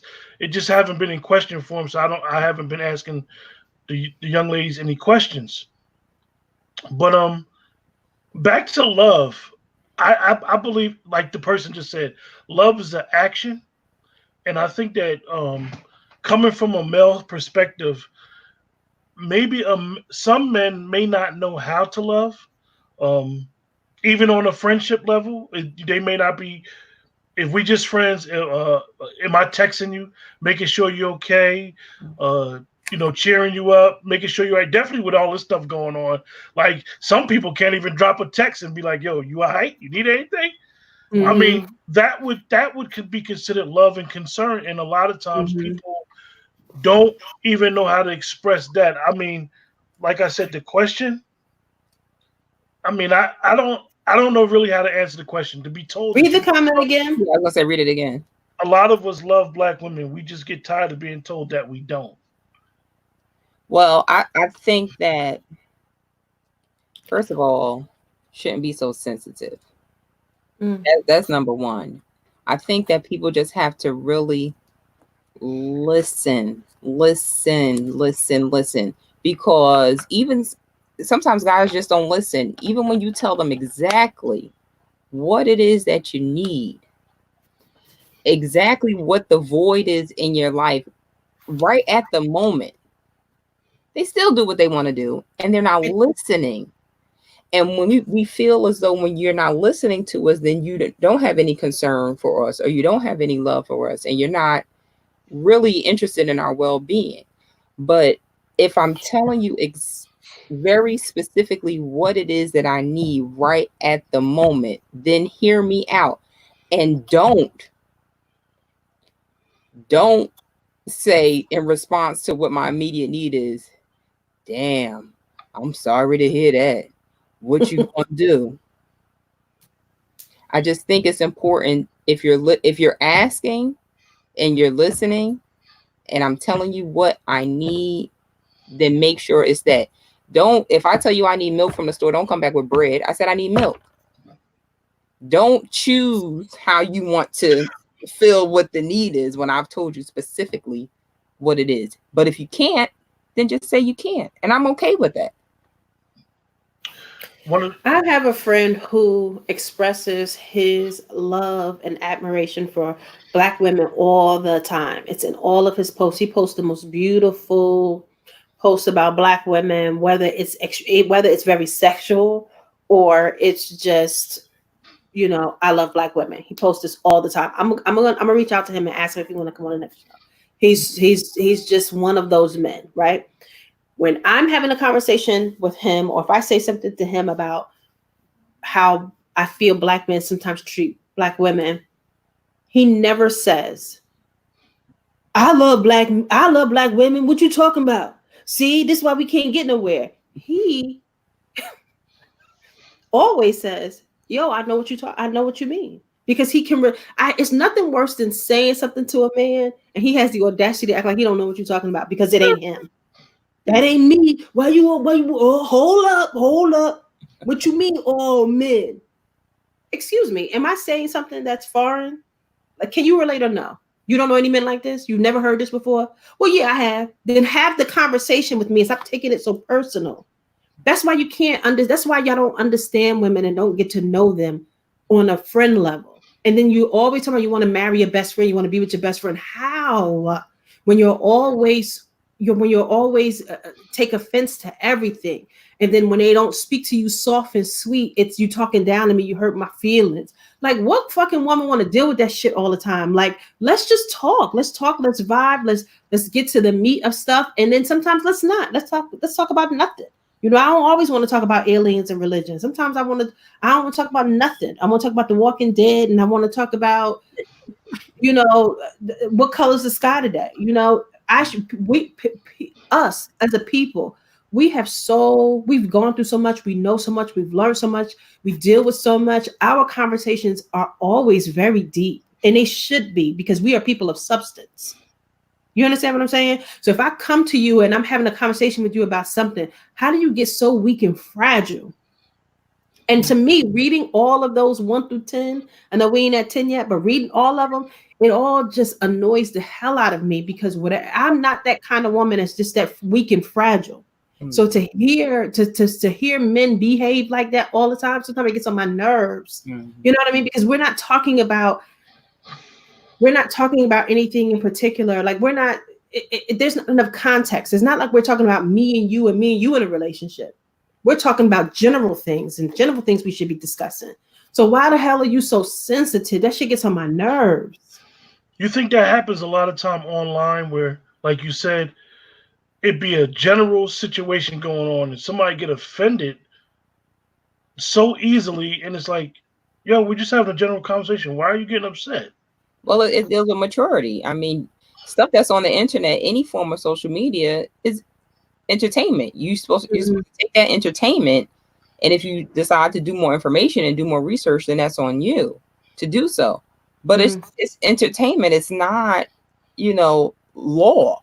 It's not it's not that you're gonna take those things that's on social media and use that as your platform to teach those that are in your household. No. Right. So perfect example, a guy, Brad, he said, Keita, have you ever been told that you're an emotional bully in your relationships? Do you believe in the term alpha female? This is exactly what you're talking about. Mm-hmm. Sir, I've been on this show for an hour. When I'm dealing with my man, I'm sweet, I'm kind, I fix him something to eat. I'm all in his face. I get on his nerves. Don't go to sleep before I go to sleep, because I want you to just be up and staring in my face while I'm watching TV. Like, for anytime somebody here I am having a conversation and we're debating and we're conversing about people, relationships. We're going through this whole thing. When I'm talking about anything that I'm passionate about, all that kid shit is out the door. I'm talking. If you sitting here talking to, if I was a man, I'm having this very same conversation. What the hell is an alpha female? I'm a woman and I'm passionate and I'm talking about something. And this ain't had to do with relationships, because I'm not talking to anybody I'm in a relationship with. Keita, the perception that you have of you on the internet and all that other stuff, that shit's corny. Like, you have to allow people to be who they are when they're speaking just in general. You know what I mean? Like, I'm not in a relationship, I'm talking. And if I am in a relationship and I'm having a debate with the person that I'm with, he better don't start no soft shit. We talking, we debating about religion, politics, what ice cream I like, and where we going to go on the next date. This is not about us. And you ain't gonna take none of this personal if it's about us. That's interesting. He brought that question up to you, because this is something that we had discussed privately, Keita, is that sometimes people get a perception of who they think you are based off of Facebook. And I always tell people that you're totally opposite. Do you think that you do that purposely, or they don't need to know who you really are? Or it's like, to be perfect, I am who I am when I am just, I'm very transparent, right? So if I'm talking to you about something in particular, this is exactly how I'm talking. When I get serious about something, I'm serious about something. If I'm passionate about something, I'm passionate about something. So I don't get to hide how I feel about something when I'm talking or discussing it. But if I am in the bed with my man, I don't talk to him like this. We're in the bed. It's a different environment.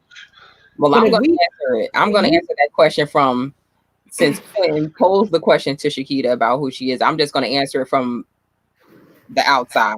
So Shakita is the type of person that if she says she loves you, and you'll know it, and it'll be posted, and you'll feel it, and when you're in her presence, you'll know it. At the same token, when Shakita sends you to hell, she sends you straight to hell to never return. Period. Oh, God. And that's Oh, sincere. So when she's posting things, that's who Shakita is. That is what she's about. That is what she's feeling. That is what she's expressing. And it's very transparent. So the other day she sent somebody to hell. I can't remember who it was. And everyone has something to say about it, but she meant what she said. Yeah, I'm very passionate, right? So I'm very passionate about what I'm talking about. I could tell a hell of a story. I don't lie. I don't make up shit. I don't over exaggerate. I just know how to tell a story, and I know how to make it sound good. Mm-hmm. So that I'm a good story. I could tell a good story. I definitely get passionate about things that I care about. I'm very passionate about my children, friendships, relationships, all that stuff. If a conversation, and I can tend to get a little bit louder or whatever that case may be. I don't know. But in a relationship, I definitely prefer somebody who has very high self-esteem. I mean, that's why it's called self-esteem. It's for you to have. I don't want to have to always pick somebody up every time I say something to them. You know, if it's personal, the conversation will be personal. If we're not discussing anything personal, I don't understand. What are you all in your feelings about? Like, I don't like if all three of us right now had an argument, when it's done, it's finished. Mm-hmm. And I expect that same respect in a relationship. Like, I don't want you, like, in mid conversation, please do not start that. Oh, I don't like how you talk. Why are you yelling at me? I can't handle that shit. We talking about what we talking about. It ain't got nothing to do with us personal.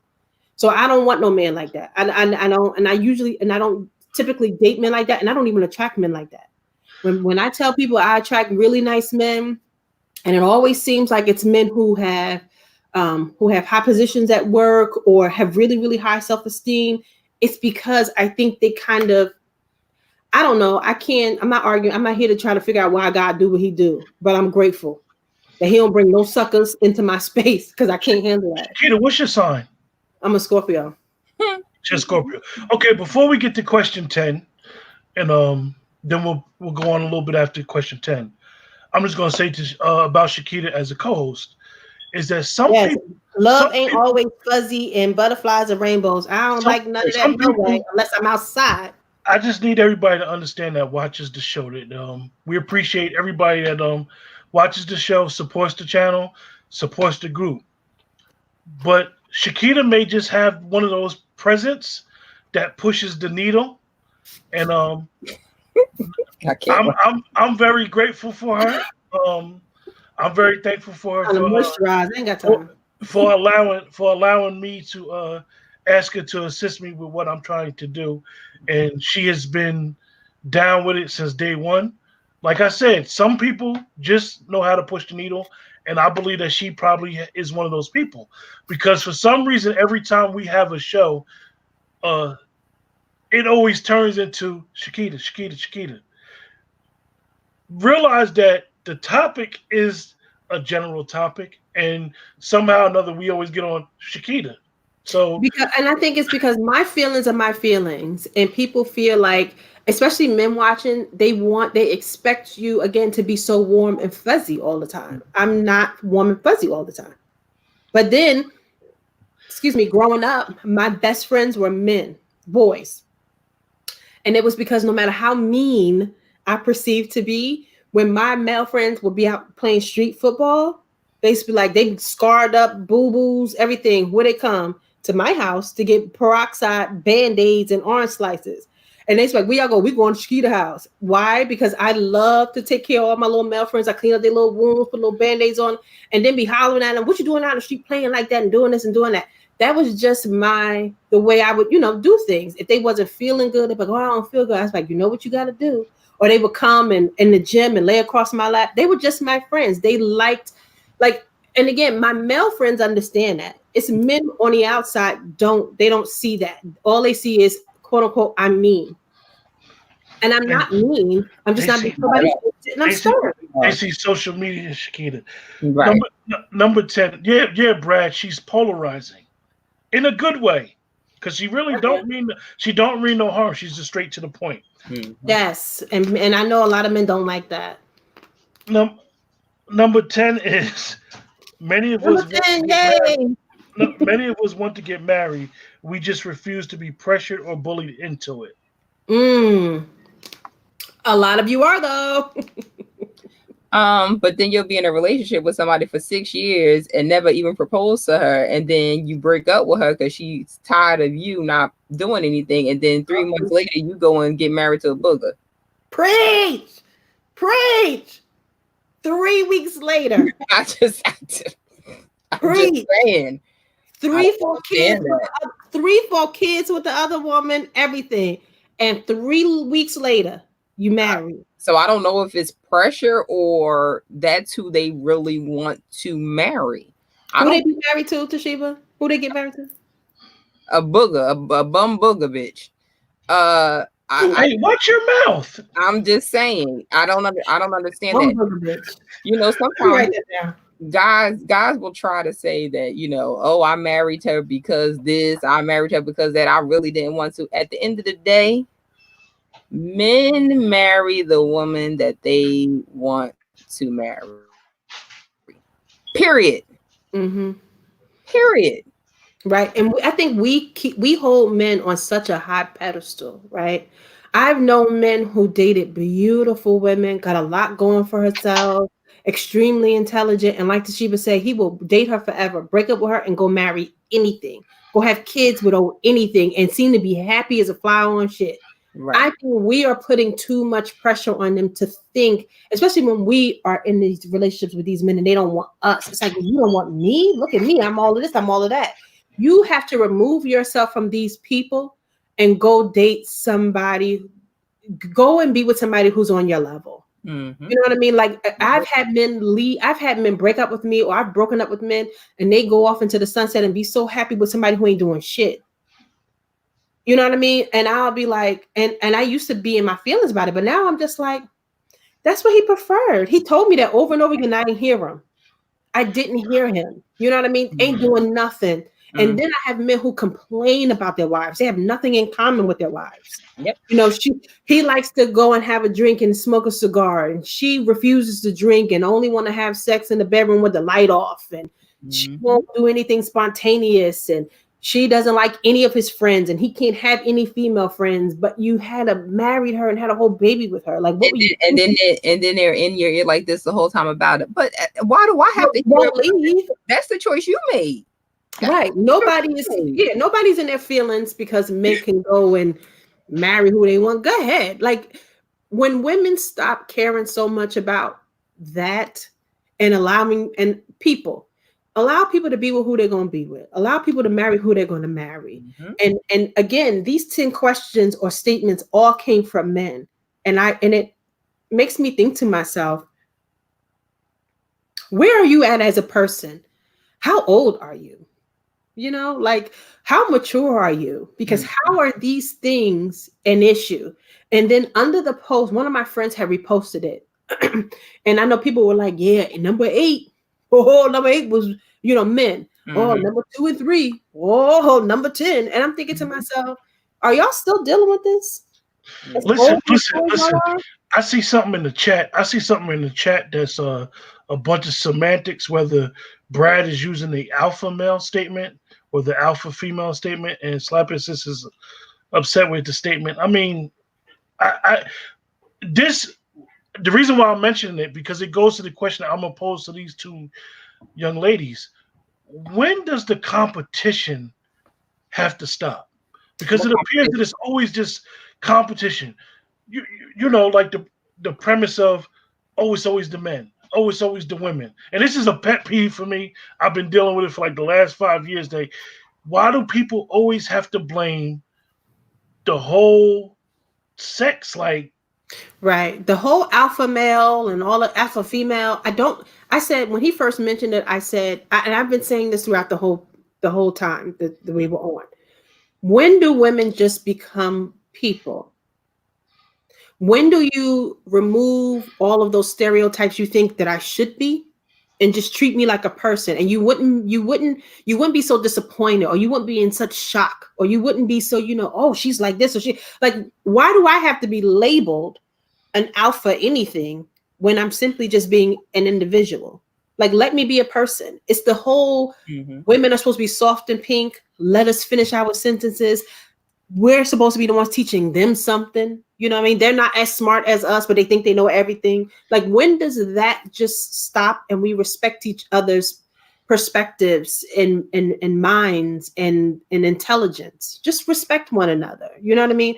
And even throughout the time we were here, every questions I said was, when do you stop? When do you have a woman who is quote unquote being bitter, right? Just use that as an example. When do you, as a man, since you know so much, when do you ask her a question? When do you open the dialogue to just talk to her instead of calling her bitter? Maybe she's not. Maybe it's just a small part of the conversation you're having. Like I said, I can't imagine a woman sitting at dinner and speaking negatively about men for 2 hours. That can't be all you discussed. And if that's all you got from a conversation, think about what you want from a woman. I've had to tell a man, instead of trying to get me to be what you want me to be, sit down and think to yourself what kind of woman you want, because maybe I'm not her. If I'm too vocal for you, if I'm too, and again, we're not talking about in the relationship per se. We're talking about when we're debating politics, religion, and other things. So if having those debates with me offend you and make you uncomfortable, you need to think about the type of woman that you are attracted to and you like and you want to be with. Right. Because men who really like me and I get along with don't talk to me like this and don't feel that way. And we have the best conversations, we have the best relationships, and we never argue. I've dated men 3 years, 4 years, and we've never had a single argument. Because when we talk and we're debating about other things, he allows me to have my own perspective and I allow him to have his. And when we discuss and talk about our relationship, even if it gets a little loud, when it's over, it's over. We at least got something out of it, and we have committed to listening to each other and understanding our points of views. I mean, I still look for the day that I can be with somebody for 4 or 5 years and never have an argument with them. I miss that shit. But those types of people don't come around often. Those kind of people are your friends. That's when you are in a relationship with your best friend. For me, I don't label it as being an alpha male or being an alpha female. I just label it being as a woman and being a man. And for me, in my life, my personal experience, the woman that I've become, as strong as I am, as about my business as I am, that is just who I am. And that's what I've become because of my life, my experience, and what I've gone through. It's just who I am. If I was any type of person that was just not a strong woman, then this world would have eaten me up and spit me out. I'm handling major things. I'm running a household. I'm taking care of my children. I'm running a business. I'm dealing with employees. You know, now I'm dealing with COVID-19. So it's a laundry list of things that I'm dealing with. And if I was soft and timid, this world would eat me up alive. Right. I'm looking forward to the day when I can sit over in the passenger seat and get out of the driver's seat, but that's not my life. Right. But that doesn't make you any less of a woman. It doesn't make me any less of a woman. But I don't see it as a label of being an alpha female. And I'm not in competition with any man at all. Be a man, step up, lead the way. But they're in competition with you because they feel as though as a man, all of the things that she's done and all of the things she's accomplished, either I wish I could, I want to, or I have. So now that I've met somebody that's literally my equal, how do I prove to her that I am here and she's here? You know what I mean? It's this whole thing of a man runs the household. I am a man. I run the relationship. I'm sorry, I don't want to say run. I head the relationship. I head the household. You come to me for advice. You know, you come to me, you know, when it's time to do big things and we have all these discussions. They don't understand that you come together. You have these conversations together. Right. She knows just as much as you know. Right. And if you want to teach her something, then you have to learn something new to bring home to teach her. They don't understand that. And as you should. Right. As you should. You should want to, you know, have that thirst for knowledge. You should want to be able to have information and get specific information and details to bring home to your wife, and vice versa. That's what makes the relationship grow. That's what makes it plentiful for the family. Right. And that's why I always say, you know, these men who go to work and just come home, trash. That's not enough for women like us in a relationship. We need to travel. We need to have experiences. We need to go out and do things so we can learn things together. So we can. It's the experiences that you are going to experience together is what's going to teach you. It's when you're learning together. Do you know how excited I get? If a male came to me and said, "I read this book. I want you to read it." Ain't never. Yes, sir. Absolutely. Absolutely. Right. But they don't do that. I highlighted some things I think you should take a look at. You know, when you let's read a book together. Oh my God! Well, that's a personal thing to me. Let me pull my book. If I gotta pull out my books right now, very interesting. Very interesting. Y'all both said that, but it's more. Do you think that happens because the hustle of working? Say like it's people in a relationship, both of them work, both of them trying to take care of things in the house that they don't have. Do you think that communication needs to always be talked about, refreshed? Because, you know, a lot of us are doing this most of the time. We in our phones. Yeah. Trying to worry about bills, definitely with y'all. Because y'all, you know what I mean? Like y'all got businesses. So with what's going on right now, you thinking about how you're gonna pay your rent. You thinking about how you're gonna pay your mortgage. And a lot of guys may not understand the mental strain which you guys are going through. Do you think that needs to always be talked about? Because he may like a lot of times some men just don't understand. We just don't get it, or we may not. For example, Keisha sent me something early, and I would read it if I can get to it real quick. Where a guy had just started dating a female, and she lost her job. They were in a relationship, and she wanted him to pay half her rent, and she said no. He said you can borrow $300. How would you guys have felt about that? And she just met him? They're dating. They live in separate homes. She said, "Can you pay half my rent?" She needed $300. And she lost her job. And she had lost her job. But here's the thing. Here's the thing. She asked him that because that's the person that she's intimate with, whether it's intimate conversations, whether it's intimacy, physical, that's the person that she's intimate with, and that's supposed to be the person that is concerned about her the most. So she went to him first because she's in need. She's in a situation where she needs help and she needs assistance. Now, she could have gone to Joe Schmo, but the first person that you go to is the person that you're most intimate with, the one that you speak to on a daily basis, the one that you text on a daily basis. That's who you're supposed to go to.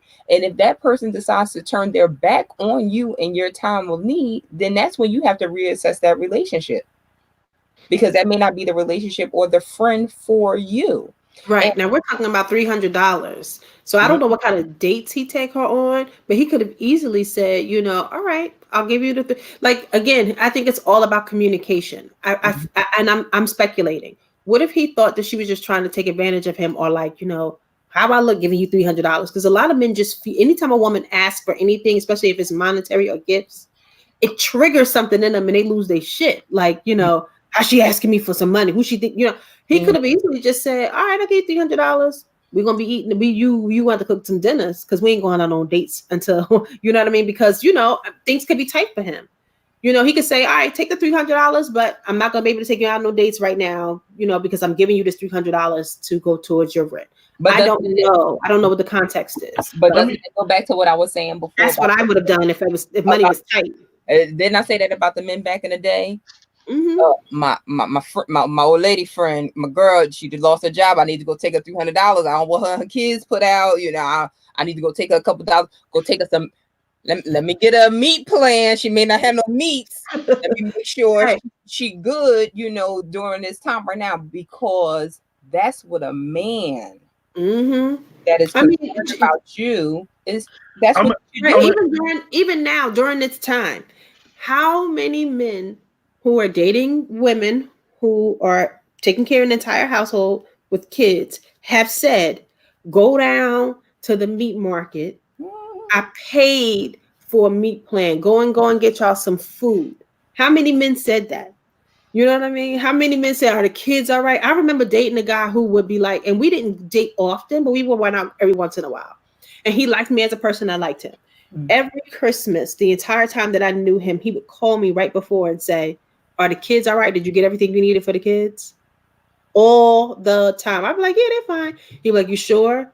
I want to just drop off a little something so you can make sure you get them everything they needed." Summertime came around.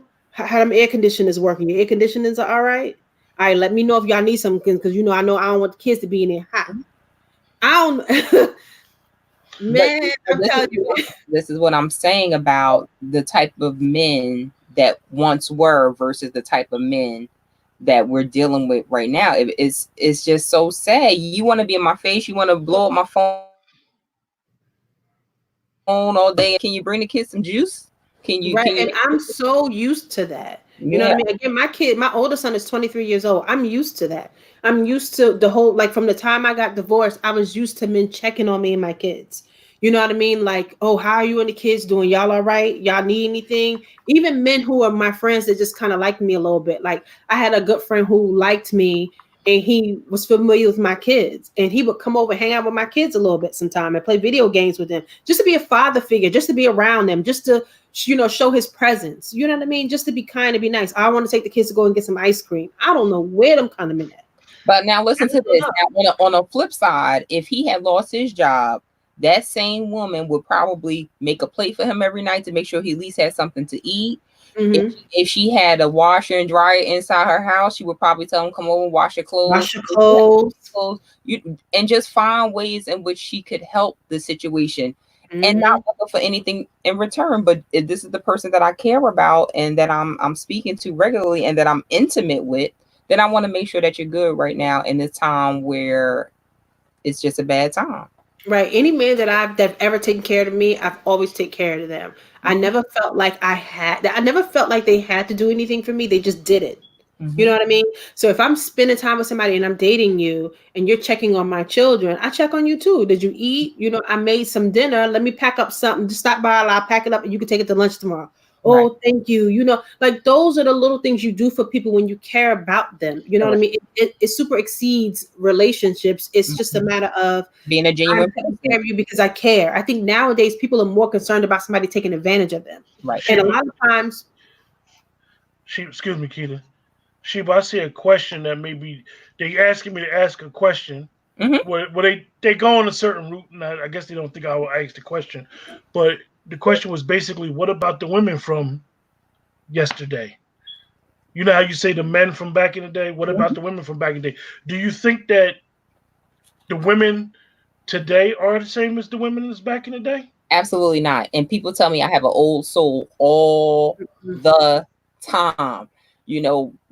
Girls nowadays, unfortunately, they don't know how to wash their ass. They don't know how to wash clothes.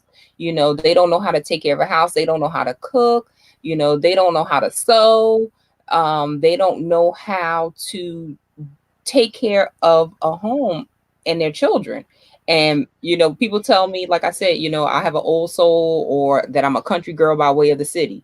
I never lived down south a day in my life, but that's just how I am. I cook, I clean, I sew. I'll pull out that sewing machine in a minute. I'll mend something as needed, and I know how to make a dollar stretch. That's just who I am. A bag of potatoes and a bag of onions, we gonna eat all week. That's just who I am. I'm very conscious with my dollar, and I'm just a different type of person. Right now with this coronavirus going on, a lot of females don't know what to do. They can't get their hair done, they can't get their nails done. They a whole mess because they don't even know how to comb their own hair. So yes, it is a big difference in people in general from back in the day. Yeah, but women still these women are still getting married, and these men are still getting married. Right. And then here they are, middle age, not even middle age, but in their 40s, right? Having revelations and realizing that, I wasn't a good husband. I wasn't a good boyfriend. I wasn't a good wife. You know what I mean? And now here I am at this age, I'm unmarried. So I hear being unmarried technically means you're single, right? So here I am single. I and only the men that are around my age are these men who are out of these relationships now with these kids that are still in school, and you're just understanding yourself. I don't want to date you. You know what I mean? So, I'm not saying that you're undateable. I'm just saying wherever you are now, I was there years ago. I'm in a different place. I want a different type of man. There are some women out here who don't cook, clean, don't do nothing. Just like these men who don't offer to help, assist, or damn. You know what I mean? You have to make better choices so that you can have the relationship that you want. Oh, you know what's another funny statement that I hear? I'm gonna cross two parts of the conversations that we've had so far. I'm married, but my wife don't cook. Huh? Yeah, well, too bad. So sad. I never have any sympathy or empathy for anybody like that. But that's to get on that topic of, are people different? Yes, people are different, and men will marry women who don't cook. They go out and they don't care. Yeah, I don't feel bad. I don't ever. When anytime a man be like, "Oh, well, women ain't," I be like, "And y'all marry him." So, right, I don't feel bad for you because there are plenty of single women out here that cook, clean, do all kinds of stuff.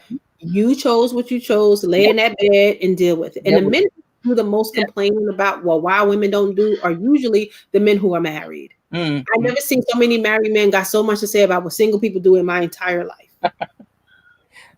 We're at the 2-hour mark.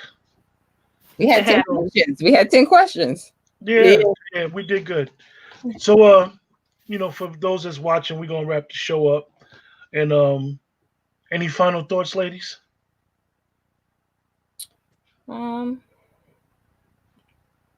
Well, I will say this: communication is key.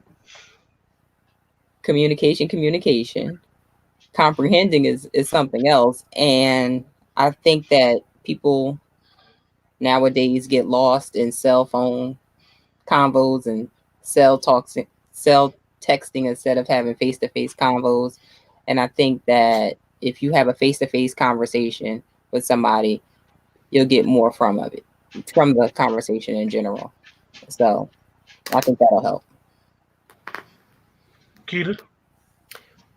When you as a human being find yourself in a situation with someone who you think is being negative or bashing, or you might not agree with what they're thinking or how they're feeling, try having open dialogue. Try asking them some open-ended questions to if you care. If you don't, mind your business and move on. But if you want to be able to understand people and get to know people and build friendships with people, have open dialogue and ask them, well, why do you think that? Or, why do you feel that way? I find it gets very difficult to talk to people who shame you into feeling the way you feel or doing the things that you do and thinking that they know everything. Like, if anybody who's watching, if you ever look into any of our topics that we post and look into the dialogue, you'll see how a lot of times we just freely talk and go back and forth and bounce things off of each other. And then you have one or two people that just jump in and just say something really, really dumb, like, "Oh, here y'all man bashing." It's like, what are you talking about? Or somebody who is, "This is what y'all need to be doing." Like, nobody wants to have those types of conversations. And maybe some people do. You're just not going to have it with me because I'm not going to engage. and I'm not going to. I'm just not going to engage because I don't have to, and I'm not going to. If you really want to know and get to know people, learn how to have open and honest dialogue and learn how to communicate. Mhm. Before we go, I'll just say that like these two young ladies just said, at the end of the day, be able to communicate and be able to engage. And whenever you approach any situation, whether it's a relationship or even post on social media, I believe that a lot of us, one of our biggest flaws is that we come in trying to provide answers instead of trying to understand what's going on first. And it's better that from experience, it's better that we try to understand people than to trying to get them to understand who we are or the positions that we take first. With that, I appreciate everybody that joined us, and everybody stay safe and have a blessed night. You two stay on the line. Bye, everyone. Bye.